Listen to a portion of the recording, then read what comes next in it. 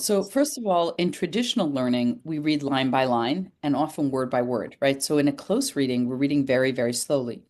When you're reading leadership, you're reading it on a very grand narrative scale. So, for example, I might look at a story of Avraham Avinu, of Abraham, and I hyper focus on a detail in chapter 14 or chapter 12 or chapter 20. And what I'm not seeing perhaps is, gee, his father set out on this journey, didn't finish it. Part of leadership is, seeing a vision, is moving a family, is creating a nation, and then there's the land, right? And he has to become a nation. So the nation is land and people. So then you say, oh, well, how is he dealing with the challenges of nationhood? Well, when it comes to land, he's building well, he's digging wells, and he's making covenants, and he's amassing cattle, and he's fighting wars. And it was like he's doing the acts of statesmen.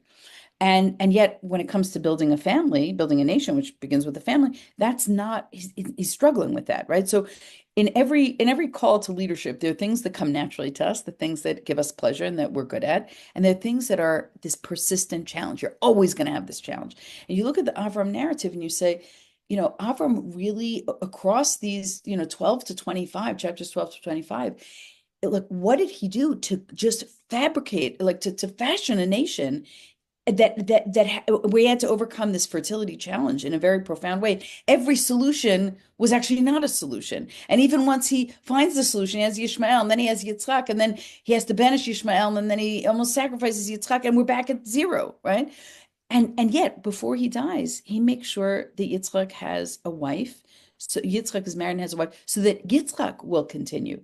And who are we if not those who say, I need to continue and have a successor, whether that's in my own family in religion. And I think we've stopped asking, will I have Jewish children? And we start asking, will I have Jewish grandchildren? Certainly Rabbi Sachs asked that often. Will we have Jewish grandchildren? And it was, do we see a continuous and how so much of that is the leader?